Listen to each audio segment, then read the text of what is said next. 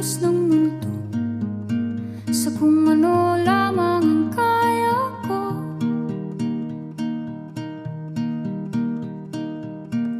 Bigang-biga na sa mga problemang di masolusyonan agad, parang wala nang bukas. Pwede bang umiwas? Hinahanap ang sarili, ngunit di nakakayanan sa ligaw na dinadaanan ko. Saan na to patungo? Saan ako patungo?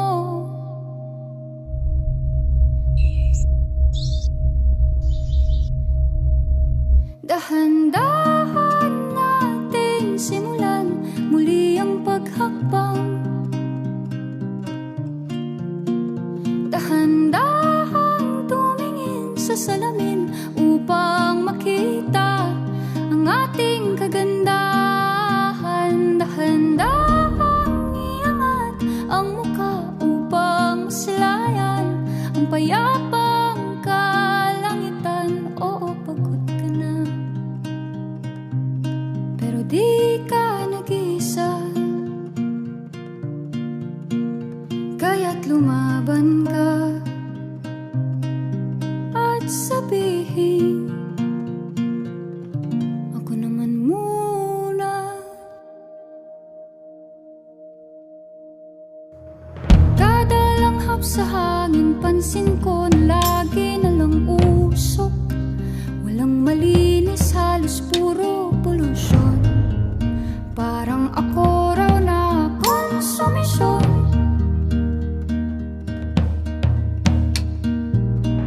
Gulong-gulo ang isip, san ba lulugar kapag nagkamali? Grabe sila manghusga, bakit perpekto ba sila? Huminga ka ng malalim at isipin ng mabuti ang mga desisyong ilalaan para sa kinabukasan, nang makapunta sa paroroonan. Kung dahan-dahan nating simulan muli ang paghakbang, dahan-dahan tumingin sa salamin upang makita ang ating kagandahan. Dahan-dahan iangat ang mukha upang masilayan ang payapang kalangitan. O pagod ka na, pero di ka nag-iisa. Di ka nag-iisa. Kaya't lumaban ka at sabihin, ako naman muna.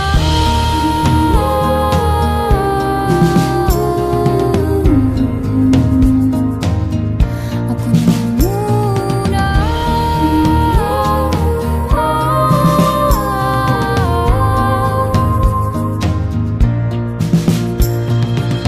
Huwag papalamon sa lungkot, huwag hahayaang malugmok ang puso mo sa iba. Bato sa'yo ng iba. Tandaan mong sapat ka. Dahan-dahan tanggalin ng maskara at hayaang tumulo ang bumabadyang mga luha. Dahan-dahan iangat ang mukha upang masilayan ang mga taong ika'y pinapahalagahan. Oo, pagod ka na, pero di ka nag-iisa. Kaya't lumaban ka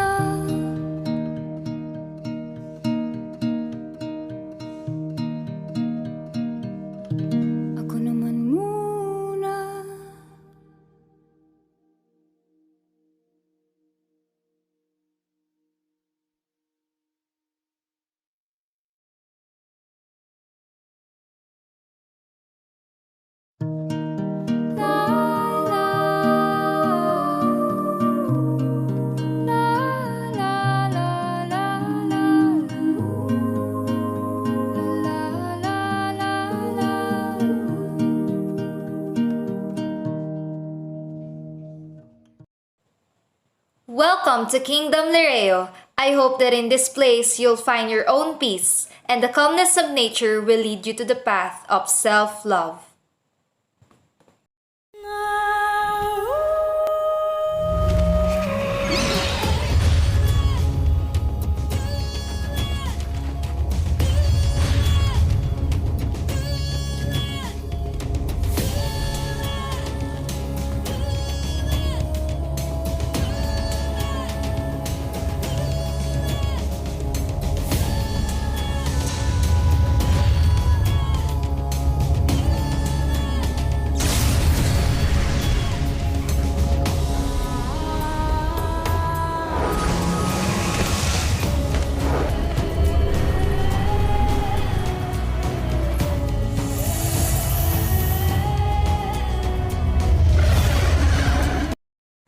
Avisala, I am Sangre Perena, the caretaker of Fire Diamond.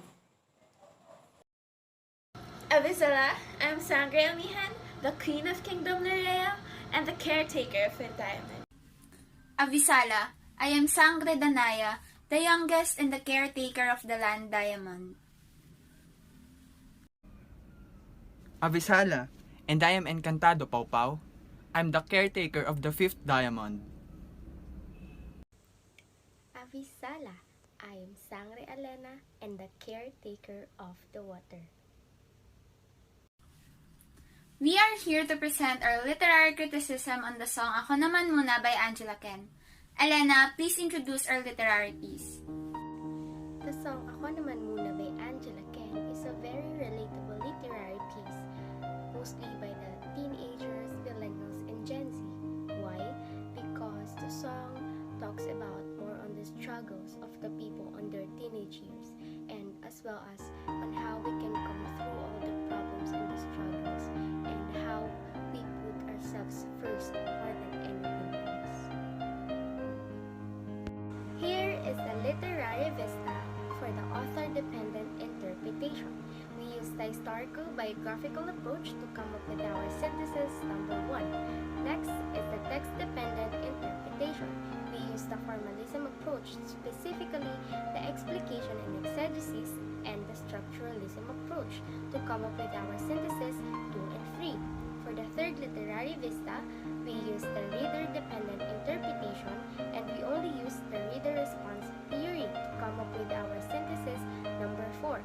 And combining all the synthesis, we have now come up and arrived to our grand synthesis.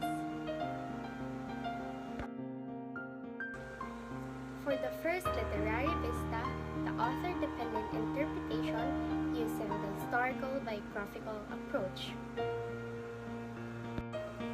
The history of Ako Naman Muna by Angela Ken started in December 2019, wherein the first case of coronavirus was reported in Wuhan, China, that eventually led to a global pandemic. On January 30, 2020, the first case of coronavirus in the Philippines was confirmed. Because of that, the Philippine government imposed a community lockdown that started on March 15, 2020 that affects Filipinos' unemployment and mental health. For the biography, Angela Rojas, or mostly known as Angela Ken, is a 2002 liner, a singer, songwriter, YouTuber, and a TikToker, and was born in Manila. Her first composition is a worship song when she was 12 years old.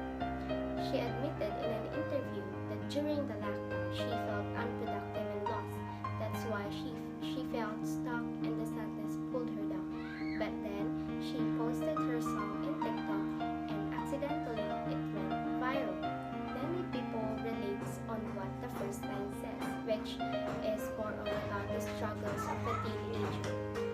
That's why she got inspired and she made the chorus full of hope and give life to those who are in darkness. Synthesis number 1. Personal experiences can affect a person's mental health. It can affect his outlook in life, but expressing one's emotion can help you adapt and cope up to life-changing events. Avisala Eshma, let us now give the floor to Encantado Pau Pau. Avisala Eshma, I Ashte Alena. Next is the text-dependent interpretation for the explication under formalism approach. Ako naman muna has 8 stanzas. Its genre is pop. The structure pattern are verse 1, verse 2, chorus 1, verse 3, verse 4, chorus 2, bridge, and chorus 3. There is an end rhyme which are kagandahan kalangitan, mundo ko, bukas umiwas, and mukha muna. The rhyme scheme are A B B C D D, A B B, A B B C, B C A C, A B B C D D, A B C C, A A B B, A B A B A. The repetition of the song are dahan-dahan nating simulang muli ang paghakbang, dahan-dahang tumingin sa salamin, dahan-dahang iangat ang muka, and dahang-dahang tanggalin ang maskara. The speaker emphasizes slowly but surely in your journey, which shows the first person point of view because Angela Ken tells a story about her experiences during uncertainties. The theme of the song refers to prioritizing yourself, which will make you heal during this crisis. Now let's move on to exegesis under the formalism approach.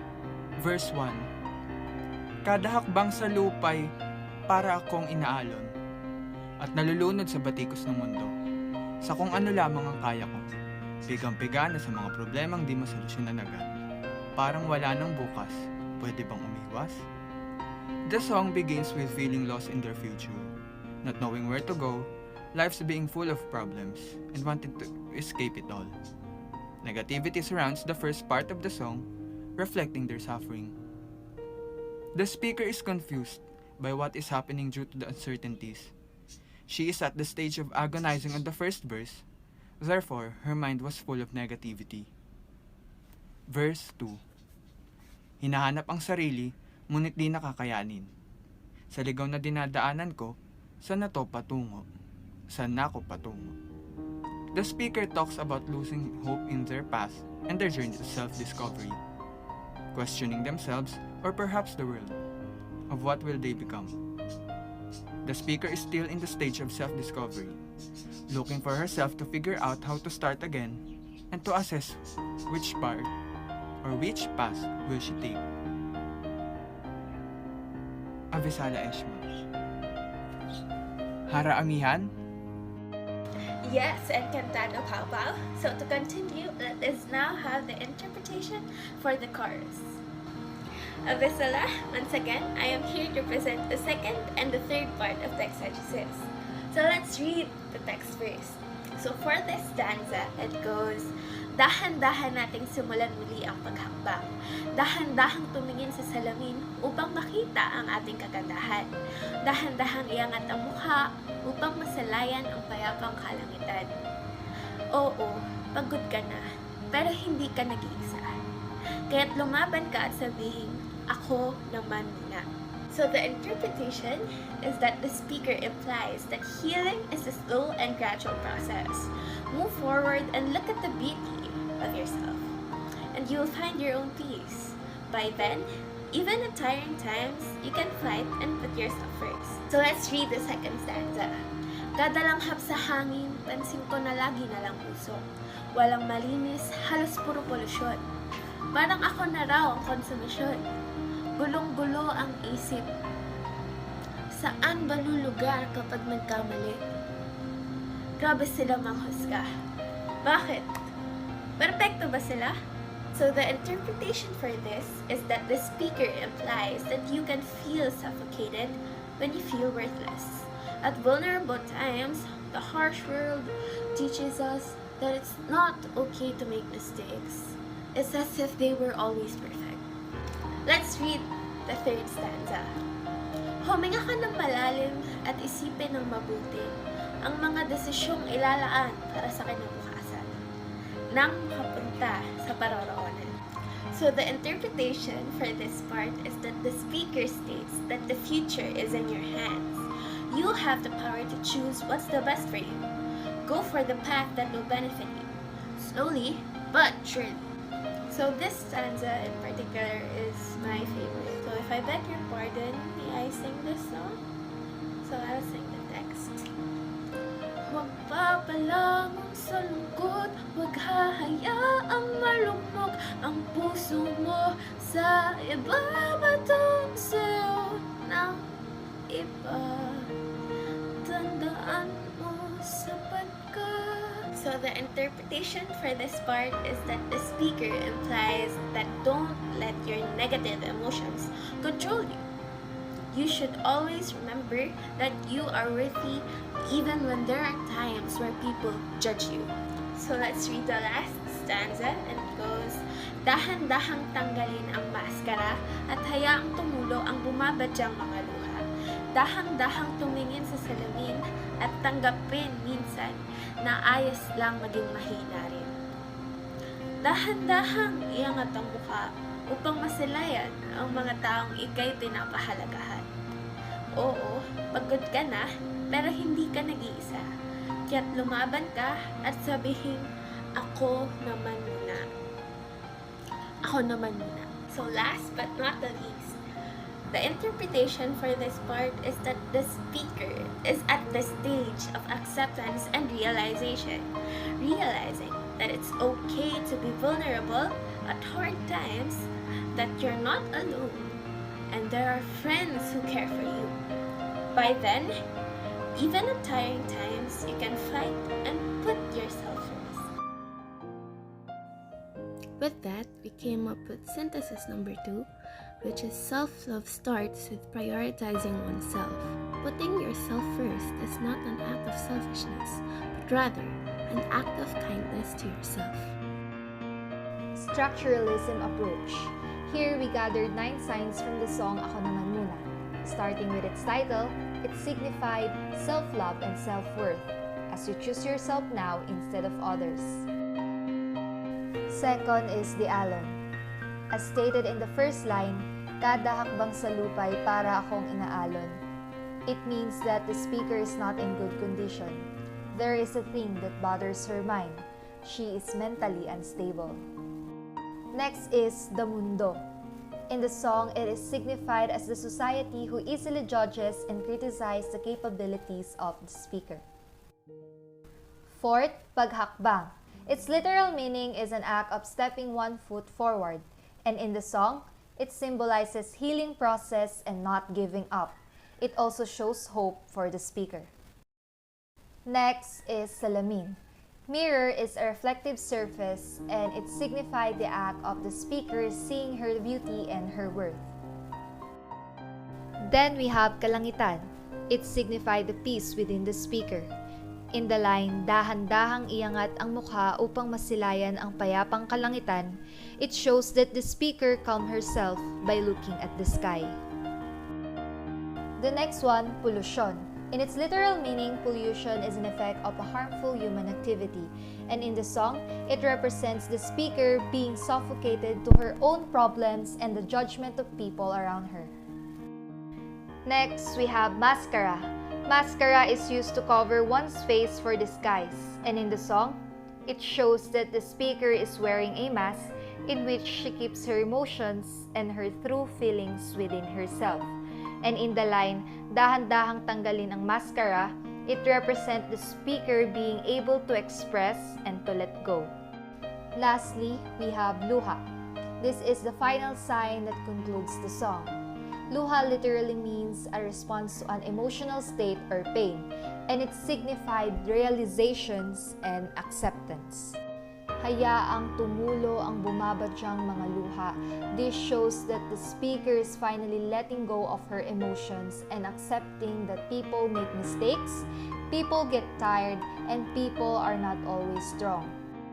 The emotion and the uneasy feeling that the speaker kept within herself are now being freely expressed by tears. And with that, we've come up with synthesis number 3. Letting go of your emotions will help you accept situations you're currently in. It will teach you to realize the essence of your self-worth. Abisala esh masangre perena. Let us now proceed to the reader-dependent interpretation. Using the reader response theory, Ako Naman Muna is a song about self-worth and self-love. It portrays the daily battles that every people experience. It demonstrates how a pile of problems could lead a person to have self-doubts, and sometimes people tend to lose their paths and their will. The song is a reminder that we are not alone in our battles and to not easily give up. It encourages us to pause and breathe. The title itself sounds selfish, but it means to take time for yourself and find your own peace. With this, we came up with the sub-theme number 4. It is easy to be pulled in a loop of sadness in times of uncertainty. Taking time to breathe, self-reflect, and think are the best decisions that you can make to have a healthy state of mind. Combining the sub-theme number 1, sub-theme number 2, sub-theme number 3, and sub-theme number 4, we came up with a grand theme.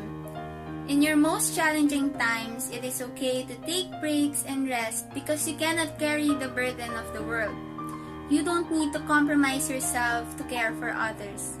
Once you realize your self-worth, you will learn how to love and appreciate yourself more.